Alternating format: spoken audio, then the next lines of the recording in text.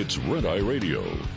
Gary McNamara and Eric Harley talk about everything from politics to social issues and news of the day.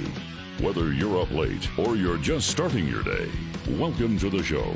From the Uniden America Studios, this is Red Eye Radio.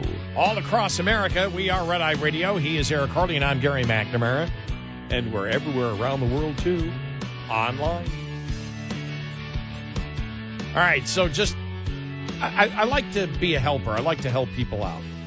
And I know it's tough if you do sports talk or music talk, because the debates can get, the debates on things that aren't really important can sometimes get over the top. And I mentioned before the whole Taylor Swift stuff, and on sports, a bunch of different stuff out there, which is at times is like, okay, please stop it. But I have another one. Okay. The ESPN liberal host, for example, can use this. Jamel Hill, she can use this. I did some figuring. Now, Scotty Scheffler, won the golf tournament in South Carolina yesterday, won the Masters last week. He's won 4 out of his 5 last tournaments. His caddy, as of yesterday, now I'm rounding this off, his caddy, remember, Noonan from Caddyshack, his caddy, well, it's not really Noonan from Caddyshack. No. It's not Michael O'Keefe. That's not it. His caddy, and we're not even through half the year. Mm-hmm. We've only played one major, has won $1.8 million. And I say one because he's part of the team of Scotty Scheffler. So Right. Scheffler always says, my team, yes, we've succeeded. $1.8 million. Caitlin Clark, only $76,000. A caddy has made 24 times more than a WNBA player. Discuss. I'd love to be. Well, I think it's time. I think it's time that radio people make as much as anyone else, actually.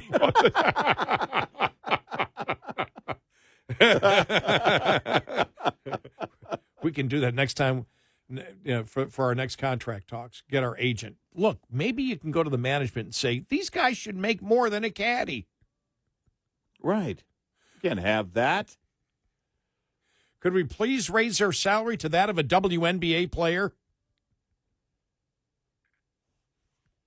Please? Please. Well, they said please, so they used the magic word. I can see I'm going to get an email. You guys only make $76,000? I wish. If you combine it. If you combine over a period of years. Yes. Over a period of a decade, possibly. I just signed a $76,000 contract. Why do you think our number one topic is inflation? Exactly. Killing me. That guy's going to call us up again and go, you guys stop it. You're billionaires. Remember that guy that said, oh, yeah. We actually got a call a couple of years ago. You guys are billionaires. Yeah. There's some leeway if you want to make, lifetime savings of somebody who's our age. I'm not referring to ourselves, but you could, say millionaires from $1 million in total assets on up above. But a billionaire? Yeah. If I work till I'm 97, 8, somewhere in there, and I finally get that big WNBA raise, then I may be a millionaire. Then I might, over a period of a lifetime. Yeah. The whole billionaire thing was like, all right, yeah. Yeah, we're billionaires. And the guy was serious. That was the thing. He wasn't joking. He was like, right. Now, he's horrible at math, but he was serious. He now works for the Treasury Department. He's the head of calculating the debt. Right. He's the one that came up with the whole transient thing. Transitory. Transitory, the three different levels of inflation. I thought my career was going to be transitory. Yeah. I thought I'd have a job by now. Mine was. Yeah. As our friend Richard came up with the three classifications of inflation. Mm-hmm. Well, they came up with the first one, transitory. Mm-hmm. And then he came up with permitory. Mm-hmm. And then his latest, suppository. Yeah. Which is true. Hey.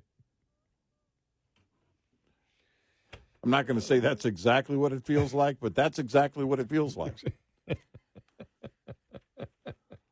All right.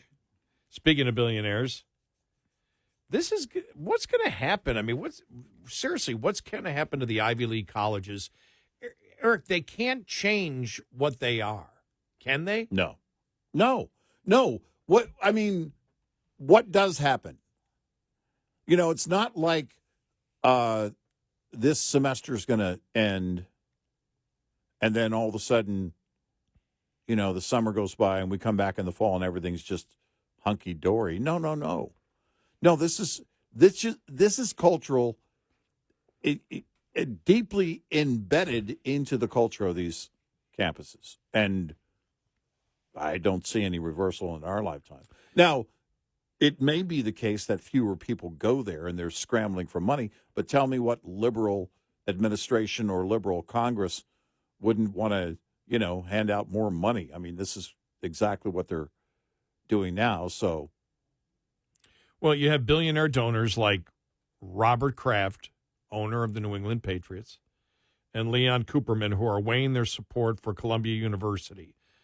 Friction at Columbia has escalated in recent days amid reports of anti-Semitic speech on and around campus, not just anti-Semitic speech, pro-terrorist speech, where students have set up a tent encampment to protest Israel. Kraft, who has donated millions to the school, condemned the protest on Monday hours after the Columbia president announced that classes would be held virtually to de-escalate the situation on the campus. Quote, I am not comfortable supporting the university until corrective action is taken, Kraft said in a statement. It is my hope that Columbia and its leadership will stand up to this hate by ending these protests immediately and will work to earn back the respect and trust of the many of us who have lost faith in the institution. Now, that's why I asked the question. Well, it doesn't matter if they clear the campus. They're not going to stop with it. We have said, and thanks to somebody who showed an example of DEI being sued and said, you guys have talked about this. Yeah, I mean, DEI will eventually be gone because of lawsuits. Right. The philosophy will still exist, I believe, on the college campuses, but the practice of DEI in its form of teaching critical race theory which is, again, the part of critical race theory that whites are culturally racist to the point where it might as well be in their DNA and all society must be structured that way. Mm-hmm. You won't be able to actually use that as a policy and or teach that or make it, something that is required that an employee must agree with. But it's going to be gone from practice because of lawsuits. Because the federal law is clear on that. It will. I have no doubt that it will survive and move on as a part of what it's always been, and that is indoctrination. The unofficial part of it, where it doesn't come with any level of enforcement.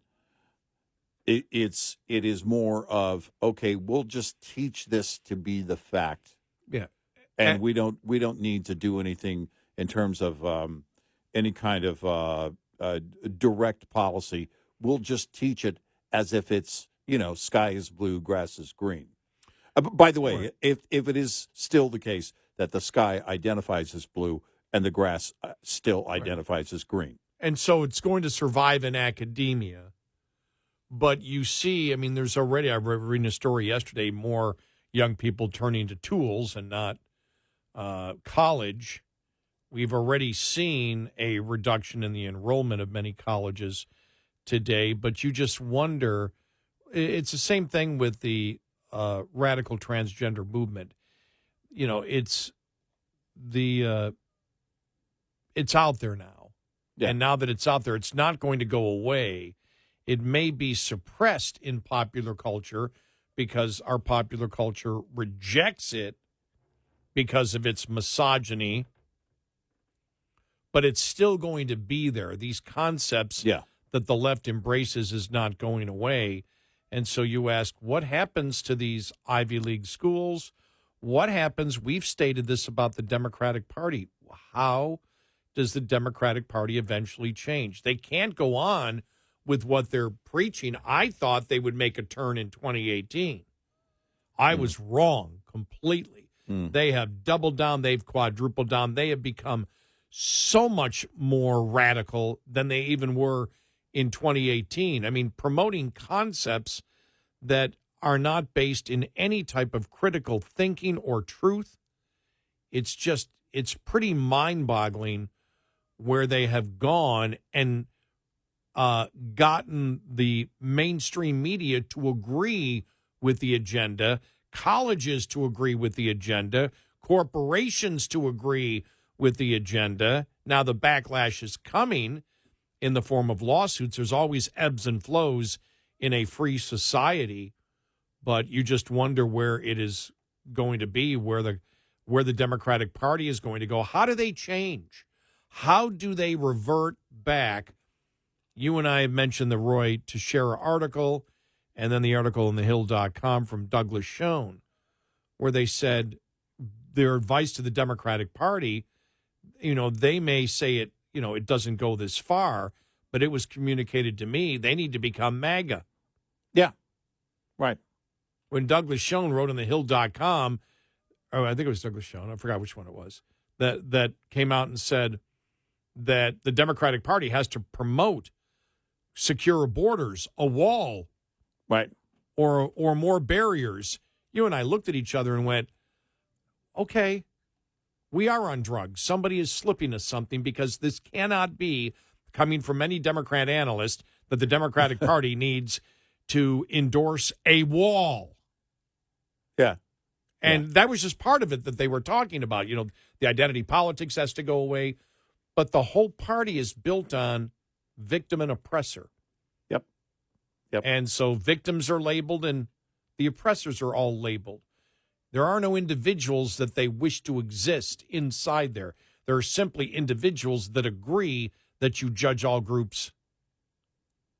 You stereotype all groups. You don't judge a person individually. How do they go against that? How do they completely reverse it and say, we're going to be the party that promotes individualism and autonomy? I don't see any way of, again, turning that around. Because what happens inevitably if there's any dissent at all within the ranks? Because that's where the turnaround would have to start. Well, that person or persons are singled out and they are severed from the entire movement, and then they're targeted. That's the way these individuals act. This is how they behave. And we're seeing it right now. Well, you're seeing it with so many Democrats trying to play both sides of, well, we need to listen to the side that's pro-terrorist. They have they've got a point. No, they don't. No. And no, this is where they've reached the point of not being able to convince the public. So they try to play both sides of it, but that's not going to work. That's not going to work for them, because you see the sympathies. For example, Colombia and the president was trying to say, they're moving away with it. We're going to really clamp down, and they didn't clamp down. No. Then they regretted clamping down, and it's like, okay, no, now we need to allow them to be free, because this is about free speech. Think about how, saw an article that said, 40 years ago, death to America was said not in the United States. Right. It was said in a Iranian protests. Right. And then we saw it around the world, death to America. Now it's right in the heart of the United States. Right. Death to America has now become a rallying cry of a significant portion of people on the left in this country. Right. Anti-Semitism has been embraced by a significant portion of the Democratic Party, including the Biden administration. And they need, they've signaled now officially, they've said it. They need that vote. They want that vote. They've got to they need the terrorist vote. They need the pro-terrorist vote in order to win the election by what they're saying and by their behavior. In the past, it would be the media calling on them to disavow. No. Yeah. And it's not the radicals endorsing Biden. It's Biden, the candidate, endorsing the radicals. Yep. And that's why this election is so hard to figure out. Because so many things have changed. You said it earlier. I don't want to put words into your mouth, so I don't even want to paraphrase you. I want you to say it when you were talking about, we were talking about people out there that they're sort of stunned because you didn't use the word stunned. They're just sort of in a fog because they sort of can't believe everything that they see every day. Right. No, I think they are. And I'm not I can't remember how I phrased it earlier, but I think there's a significant number of people, and we can expand on this here after the break. But there's a significant number of people out there that look at this and they're wondering what in the world is going on. But if you're one of these standby people and you're just watching it and you've tolerated the extremism up until now, well, there is no more of that, because the longer you stand by and do nothing about it and keep voting for the same side that is now endorsing this radical behavior, the more you're a part of it. 866-98 Red Eye. This morning's USDA Farm Report is brought to you by House Products. Tested, trusted, guaranteed since 1920. Despite some spring storms over some Midwest growing areas, soils remain fairly dry and warm. And that, combined with warm spring weather, has led to fairly rapid planting and emergence progress, as well as winter grain development. USDA meteorologist Brad Rippey says just about any way you look at it, this has been a fast-paced planting season, no doubt. Yeah, you look at the big picture, just about everything is going into the ground ahead of average. With a few exceptions, we see emergence pretty much at or ahead of schedule. And that is, again, a consistent message across the country. Perfect example, corn planting. We saw a doubling of the corn planting progress for the week ending April 21st, from 6% a week ago to 12% on April 21st. That remains ahead of the 5-year average pace of 10%. Also, soybean planting at 8% is twice what it was a year ago. Gary Crawford reporting for the U.S. Department of Agriculture. This report brought to you by Cenex Fuels and Lubes. Coming up, more with Gary McNamara and Eric Harley. It's Red Eye Radio.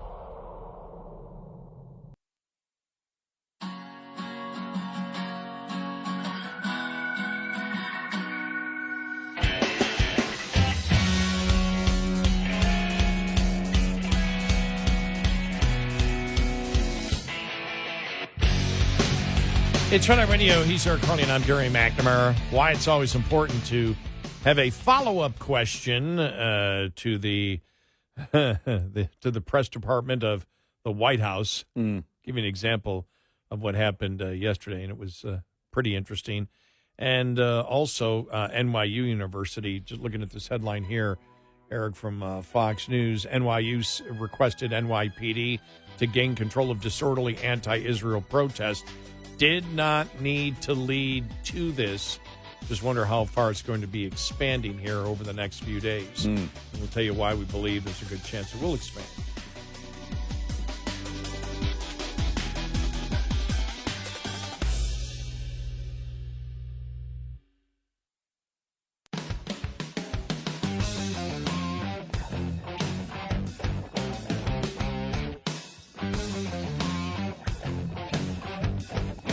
You're listening to Red Eye Radio from the Uniden America Studios.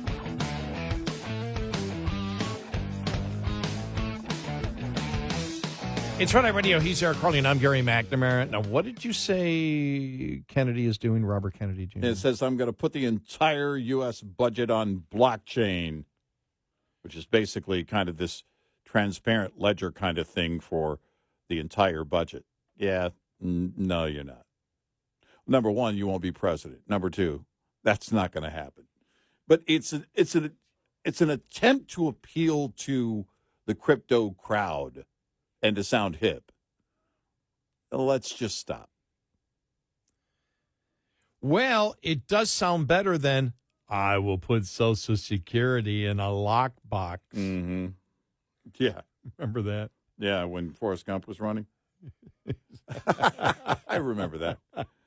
I may not be a smart man, but I know what Social Security abuse is. Yeah, it's it's a sad. It really is a sad attempt at trying to seem hip, but that's who he's trying to go for.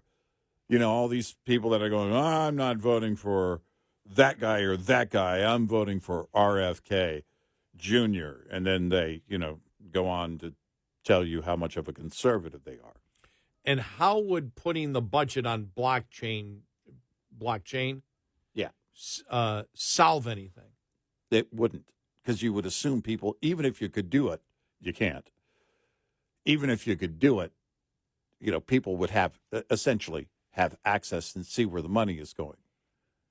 You're acting as if people would be interested in seeing where the money is going. Yeah. We can see this through our elected representatives, and nobody's looking. Nobody cares right now. Yeah. What would change about the caring of it? I know where it's going now. It doesn't take that long to figure it out. Right.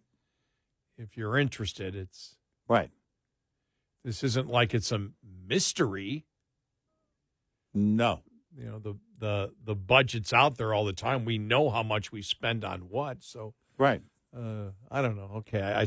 Well, that's the other thing too. If you wanted to get into the minutia of, all right, this is, I mean, again, this silly conversation about something that's not going to happen. But if you wanted to get into a blockchain type of ledger system for the budget, then you start breaking it down. To me, actually, I think a lot of liberals would love that. You know why? Because you get into the minutia of things, and then people would really lose interest. Not that they have interest now, but you can say, we spend this much on military spending. Well, you break that down in blockchain fashion, and it's like we spent $1.26 on this hammer at Shepherd Air Force Base in Texas. We spent $9.40, and then it's like, what? Huh? What? I'm out.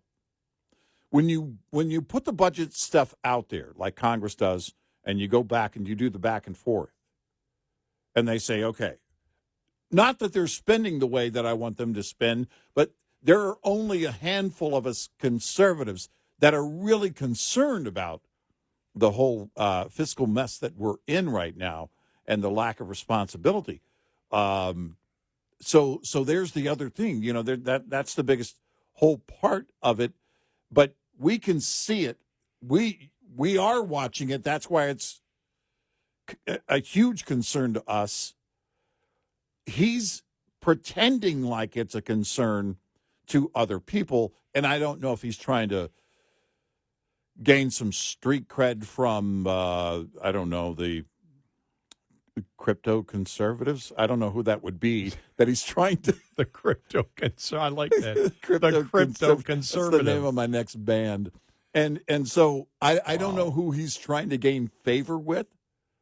But the fact of the matter is that you're saying, well, we should put it out there. It's already out there. All right. I want to see if I see that anywhere. Someone said, well, I got to vote for Kennedy because he's putting it in a lockbox, or not a lockbox. Blockchain, yeah. Blockchain. Yeah. Sorry, I'm going back to Gore. Yeah. The thing is, anybody who is interested, anybody who is criticizing the debt situation in this country that actually cares knows where the money is going. Well, okay. I have, in fact, one number that proves that. Okay. That this doesn't go anywhere with the overwhelming majority of Americans. And that number would be $33 trillion. thought it's 34. 34. Wait, hold on. That was at the beginning of the show. Okay. 35 trillion. We don't care. No. I mean, our audience does. Well, we do, but we're a small part of it. When we looked at that latest poll that came out that showed only 2%, if you talk about the top problem, 2% say the federal debt, yet you have when on the economy and inflation 25%, which means people are concerned about inflation. Where do you think inflation is coming from? Right.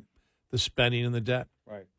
So there is more of a realization of it, but not enough of a realization of it that, we still want to spend. Well, we can still afford to do that. Well, everything that you've felt in inflation is directly because of that. What? I made the joke that it was 34 trillion when the show started. It's 34.5 trillion now. No? Okay. All right. I want to play this audio because last night we played, the only clip I had was the first question. This was when, and I'm playing this for a reason. This is where Pete Ducey asked Karine Jean-Pierre, why is President Biden saying that his Uncle Bossy was eaten by cannibals? And she goes into a long explanation. He did have a follow-up question. We did ask that yesterday. What was the follow-up, or was there a follow-up? There was. And it shows you the value of a follow-up with the incompetent people in the White House, because she's not even prepared to answer the first question. You make a follow-up, and she proceeds to lie. Yeah, right. And that's what you wish to do. That's how you shake them up. But here it is when Pete Ducey asked the question a couple of days ago. Here we go. Why is President Biden saying that his Uncle Bosie was eaten by cannibals? So, I answered this question yesterday. No, you didn't. I believe I've seen some clips on your network about me answering this question. I don't have much to say beyond what I said to some of your colleagues. Look, I was there. I think you traveled with us too to Pennsylvania. I'm not sure if you were there at the memorial in Scranton. The president had a emotional and I think a symbolic moment. He had an opportunity as president to honor his uncle's service in uniform. He had an opportunity to be there as president to speak to the bravery of his uncle, and not just his uncle, but many U.S. service members that put their lives on the line on behalf of this country. So his uncle, who lost his life when the military aircraft he was on crashed in the Pacific after taking off near New Guinea, the president highlighted his uncle's story as he made the case for honoring our sacred commitment to equip those we send to war and take care of them and their families when they come home. And as he iterated, the last thing American veterans are, or the last thing Americans should be called, are suckers and losers. And that is, those types of words should not come from a commander-in-chief, as we have in the past. And we should actually be lifting up our American veterans and honoring them. And that's... Okay, that was the follow-up question. Right. Because he asked that question twice. That was the follow-up. And you saw where she said suckers and losers. He got her to lie by asking the follow-up. That was the follow-up. Right. Okay, because he asked the initial one, then he asked the same question again. Well, why did he, and that was a follow-up, and she used the suckers and losers. That never happened. Nope, never happened. It was a lie when Biden said it the other day. Yep. It was a lie when they first said it. It was a lie when he said it the other day. It was a lie when she said it. And yet, you can still get away with the massive lies. And you have to ask yourself, why do you have to lie about those things? Because on the issues, you can't beat them. You can't beat your opponent on the issues. Well, you also don't have any record of him actually saying anything blatantly racist. Right. Well, so you Charlottesville. The Charlottesville, and the Charlottesville for the racists and the soldiers. You're trying to make Biden seem like he's the patriot and Trump is not by stating something that Trump never said. So patriotism and racism, they're trying to get the lead. Biden's never going to get the lead on that, but that's their attempt. That's their weak attempt. Yeah.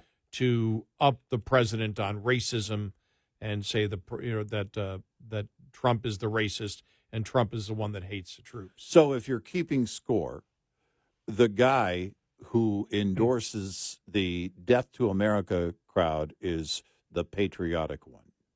Mm-hmm. That's what they want you to believe. And that's where we are. I mean, I'm always curious to see what the results of any election cycle are. But my gosh. November 5th of this year, November 6th of next year, when they finally get all the results in, I can't wait to see where we are, because it is a crossroads. Either nothing much changes politically in how people vote, which means it is absolutely carte blanche for the left to keep doing everything and more, or we put a stop to this madness with a massive, massive, massive, massive message politically, and that would be a significant win for Trump, landslide or not. I don't know how it's going to go. It's going to be, if it's close even and Trump ekes out a win, the left will take that as, okay, we almost won, and we're going to keep doing what we're doing. The polls do not show. I mean, some of the overall polls, you see movement in some demographics, but you don't see a landslide of Americans rejecting what's coming from the left yet. Right. Not in the. It might be there, and maybe the election in November will be it, but you don't see it yet.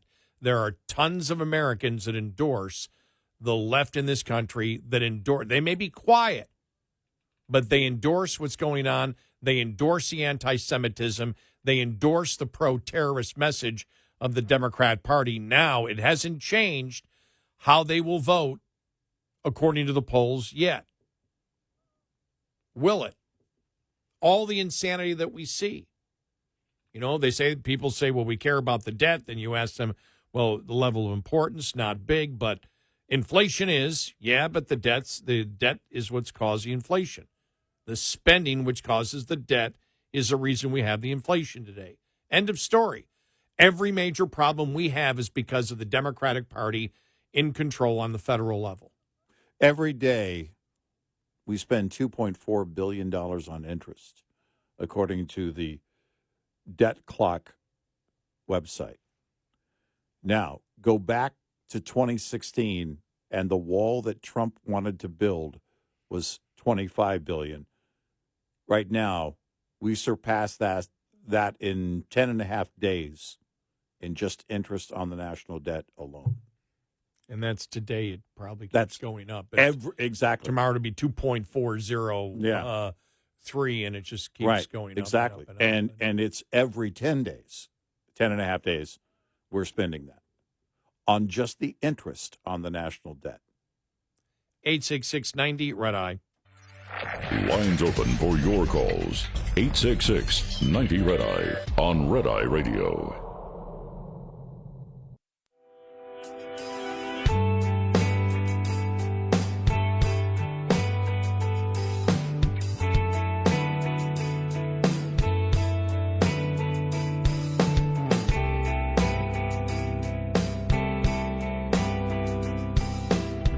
It's Red Eye Radio. He's our Carly, and I'm Gary McNamara. Well, I just saw the story right now. Why Kamala Harris's laugh has sparked concerns from Democrats as they rush to turn around their dire approval ratings.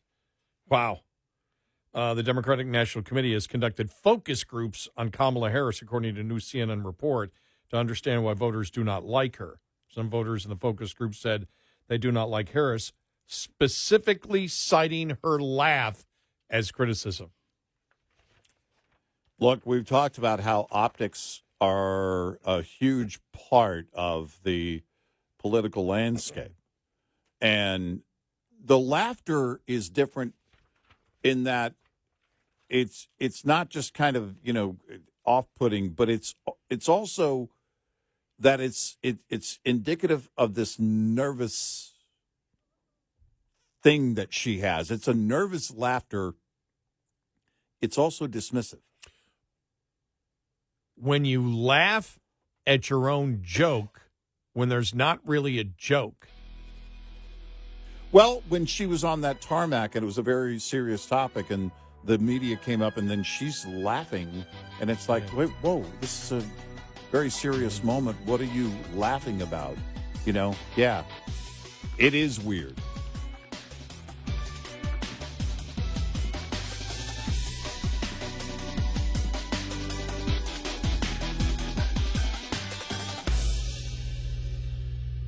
This is Red Eye Radio on Westwood One.